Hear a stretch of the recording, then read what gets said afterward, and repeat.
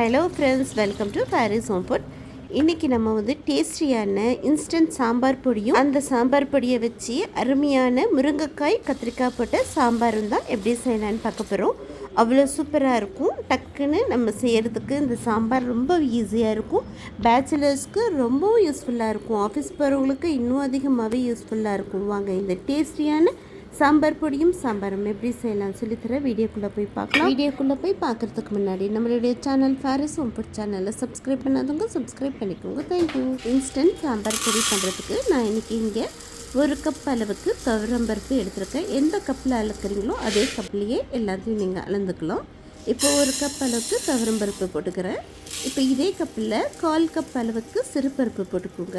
எந்த கப்பில் நீங்கள் மெஷர்மெண்ட் பண்ணுறீங்களோ அதே கப்லேயே நீங்கள் வந்து துவரம்பருப்பு 1 கப் 1/4 கப் சிறுபருப்பையும் போட்டு இப்போ ஸ்டவ்வை ஆன் பண்ணிவிட்டு நல்ல பருப்பு சகப்பாக கலர் ஆகிற வரைக்கும் வறுத்துக்கோங்க. அந்த பருப்போட பச்சை ஸ்மெல் போகணும், அது வரைக்கும் வறுத்துக்கோங்க. தீயை விடாமல் பார்த்து கொஞ்சம் கை விடாமல் வறுத்துக்கோங்க. இன்னும் கொஞ்சம் கலர் வந்து சேஞ்ச் ஆகட்டும், அது வரைக்கும் வறுத்துக்கலாம். பாருங்கள், இந்த அளவுக்கு கலர் கொஞ்சம் சேஞ்ச் ஆகி பச்சை வாசனை போனதும் அவ்வளோதாங்க. இப்போ இந்த துவரம்பருப்பையும் சிறுபருப்பையும் தனியாக ஒரு பிளேட்டில் எடுத்து ஆற வச்சு எடுத்துக்கோங்க. இப்போ இந்த பருப்பு ஒரு பக்கம் இருக்கட்டும். இப்போ காஞ்ச மிளகாய் 30 காஞ்ச மிளகாவை நான் காம்பை எடுத்துகிட்டு போட்டுக்கிறேன். உங்களுக்கு எவ்வளோ காரம் தேவையோ அந்த அளவுக்கு நீங்கள் காஞ்ச மிளகாவை கூடவே குறைச்சில் போட்டுக்கோங்க. தீயை விடாமல் அடுப்பை சிம்மில் வச்சுட்டு மிளகாவை வறுத்துக்கோங்க. உங்களுக்கு தீயிற மாதிரி இருந்தால் கொஞ்சமாக ஒரு ட்ராப்ஸ் எண்ணெய் விட்டு வறுத்துக்கோங்க. அவ்வளோதான். இப்போ காஞ்ச மிளகாவையும் தனியாக ஒரு பிளேட்டில் எடுத்து அர வச்சுக்கோங்க. இப்போ இந்த காஞ்ச மிளகாய் ஒரு பக்கம் இருக்கட்டும். இப்போ இதே கப்லேயே 1/2 கப் அளவுக்கு மல்லி அளந்துக்கலாம். அதாவது தனியா 1/2 கப் போட்டுக்கோங்க. கூடவே 1 டீஸ்பூன் அளவுக்கு மிளகு, 1 டீஸ்பூன் சோம்பு, 3 டீஸ்பூன் ஜீரகம் போட்டுக்கலாம். அடுத்து 1/2 டீஸ்பூன் கடுகு, 1/4 டீஸ்பூனுக்கும் கம்மியாக வெந்தயம் போட்டுக்கோங்க. எல்லாத்தையும் போட்டு நல்லா இந்த கடுகு வந்து கடபடான்னு பொரியும், அது வரைக்கும் நீங்கள் வாசனை வர வரைக்கும் வறுத்துக்கோங்க. அவ்வளோதாங்க. இப்போ இந்த வறுத்த மசாலாவையும் பிளேட்டுக்கு கொட்டிக்கலாம். கொட்டிட்டு ஆற வச்சு எடுத்துக்கோங்க. இது ஒரு பக்கம் இருக்கட்டும். இப்போ ஃப்ரெஷ்ஷான கருவேப்பிலை ஒரு கைப்பிடி அளவுக்கு போட்டுட்டு நல்லா கருவேப்பிலை முறுமுறுன்னு ஆற வரைக்கும் வறுத்துக்கோங்க. இப்போ இது கூடவே கொஞ்சமாக புளியை வந்து பிச்சு பிச்சு போட்டுக்கோங்க. அதாவது ஒரு சின்ன ஆரஞ்சு சைஸ் புளியை தான் நான் பிச்சு பிச்சு போட்டுக்கிறேன். உங்கள் புளிப்புக்கு ஏற்ற அளவுக்கு நீங்கள் புளி பார்த்து போட்டுக்கோங்க. புளி இந்த மாதிரி வறுத்து போட்டாலும் பரவாயில்லை. அப்படி இல்லைன்னா நீங்கள் குழம்பு செய்யும்போது கூட நீங்கள் புளியை கரைச்சி ஊற்றிக்கலாம். புளி போட்டதும் பாத்திரத்தில் கொஞ்சம் ஒட்ட ஆரம்பிக்கும். ஒட்டாமல் கொஞ்சம் முருவலாக பொரிச்சு எடுத்துக்கோங்க. அவ்வளோதாங்க. புளி இந்த அளவுக்கு நல்லா வறுப்பட்டதும் இப்போ ஸ்டவ் வந்து ஆஃப் பண்ணிவிட்டு இந்த புளியும் தனியாக ஒரு பிளேட்டில் எடுத்து வச்சுக்கோங்க. அடுத்து கொஞ்சமாக 1 டீஸ்பூன் அளவுக்கு எண்ணெய் ஊற்றி கட்டி பெருங்காயம், எல்ஜி பெருங்காயம் போட்டுக்கன்னா கமகமன் வாசனையாக இருக்கும். அந்த பெருங்காயம் நல்ல முறுமுறுன்னு ஆகிற வரைக்கும் வறுத்துக்கோங்க. உங்கள்கிட்ட கட்டி பெருங்காயம் இல்லைனாலும் பிரச்சனை இல்லை. நீங்கள் வந்து பொடி பண்ணும்போது நீங்கள் பெருங்காயத்தூள் கூட போட்டு நீங்கள் வந்து பொடி பண்ணிக்கலாம். பாருங்கள், இந்த அளவுக்கு நல்ல முறுவலாக ஆனதும் இப்போ இதையும் பிளேட்டுக்கு போட்டுக்கலாம். அவ்வளோதாங்க. இப்போ எல்லாத்தையும் ஆற வச்சாச்சு. இப்போ ஆற வச்ச எல்லா மசாலாவையும் மிக்ஸி ஜாரில் போட்டுக்கோங்க. ஈரம் இல்லாத மிக்ஸி ஜாரில் போட்டுக்கோங்க. அப்போ தான் ரொம்ப நாள் வந்து இந்த பொடி வந்து கெடாமையே இருக்கும். இவ்வளோதாங்க. பொடியை வந்து நல்லா நைஸாக அரைச்சிட்டு வந்துடுங்க.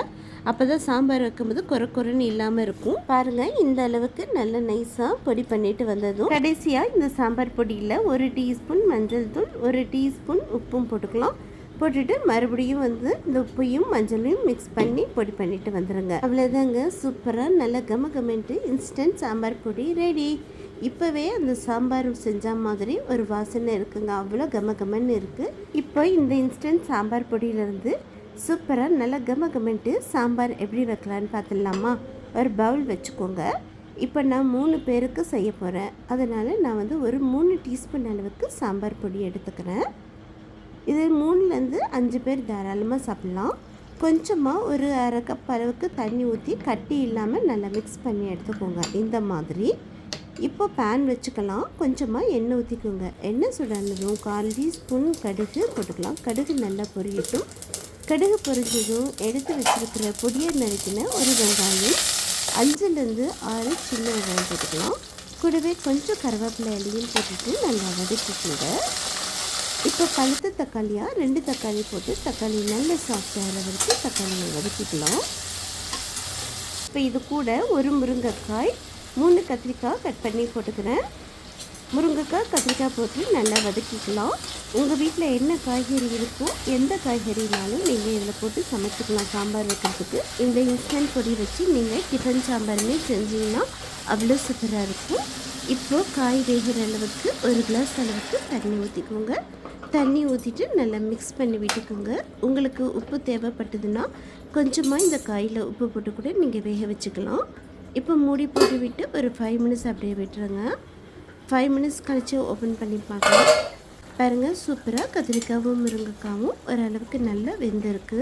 அடுத்து நம்ம கரைச்சி வச்சுருக்கிற இன்ஸ்டன்ட் சாம்பார் பொடியை இந்த கத்திரிக்காய் வெண்டைக்காயிலே போட்டுக்கலாம். போட்டுட்டு நல்லா மிக்ஸ் பண்ணி விட்டுக்கோங்க. உங்களுக்கு எவ்வளோ தண்ணி வேணுமோ அந்த அளவுக்கு தண்ணியை ஊற்றிட்டு நல்லா மிக்ஸ் பண்ணி விட்டுட்டு உப்பு காரம் எல்லாம் செக் பண்ணிக்கோங்க. உப்பு பத்தலைன்னா உப்பு போட்டுக்கோங்க. நான் இப்போ செக் பண்ணி பார்த்தேன், எனக்கு உப்பு பத்தலை. நான் 1/2 டீஸ்பூன் அளவுக்கு உப்பும் போட்டுக்கிறேன். உங்களுக்கு புளிப்பு பத்தலை அப்படின்னா நீங்கள் எக்ஸ்ட்ரா புளி கூட நீங்கள் கரைச்சி ஊற்றிக்கலாம். எங்களுக்கு புளிப்பு அதிகமாக பிடிக்காது, அதனால் எங்களுக்கு ஓகே. இப்போ மூடி போட்டு விட்டு 5 மினிட்ஸ் விட்டுக்கலாம். 5 மினிட்ஸ் கழித்து ஓப்பன் பண்ணி பார்க்கலாம். வாவ், சூப்பர், நல்ல கமகமெண்டு முருங்கைக்காய் கத்திரிக்காய் சாம்பார் ரெடி. இப்போ இந்த சாம்பாரை நம்ம டிஃபனுக்கும் சாப்பிட்லாம், ரைஸ்க்கும் சாப்பிட்லாம். அவ்வளோ சூப்பராக இருக்கும். ஒரு தடவை நான் சொன்ன மாதிரி இந்த மாதிரி இன்ஸ்டன்ட் பொடி செஞ்சு சாம்பார் மணக்க வச்சு பாருங்கள். நீங்கள் ரைஸ்க்கும் சாப்பிட்லாம் சாம்பாரை, டிஃபனுக்கும் இந்த மாதிரி சாம்பார் வைக்கலாம். அவ்வளோ சூப்பராக இருக்கும். ஒரு தடவை இந்த மாதிரி செஞ்சு வச்சிட்டிங்கன்னா நம்ம பருப்பு வேக வச்சு சமைக்கணும்னு அவசியம் இல்லை. டைமும் நிறைய நேரம் சேவ் ஆகிடும். இதே போல் நான் சொன்ன மாதிரியே செஞ்சு பாருங்கள். உங்கள் எல்லாருக்கும் ரொம்ப பிடிக்கும். செஞ்சு பார்த்துட்டு எப்படி இருக்குன்னு கமெண்ட் பண்ணுங்கள். இந்த வீடியோ பிடிச்சிருந்ததுன்னா மறக்காமல் லைக் பண்ணுங்கள், ஷேர் பண்ணுங்கள், சப்ஸ்கிரைப் பண்ணுங்கள். தேங்க்யூ ஃபார் வாட்சிங். பாய்.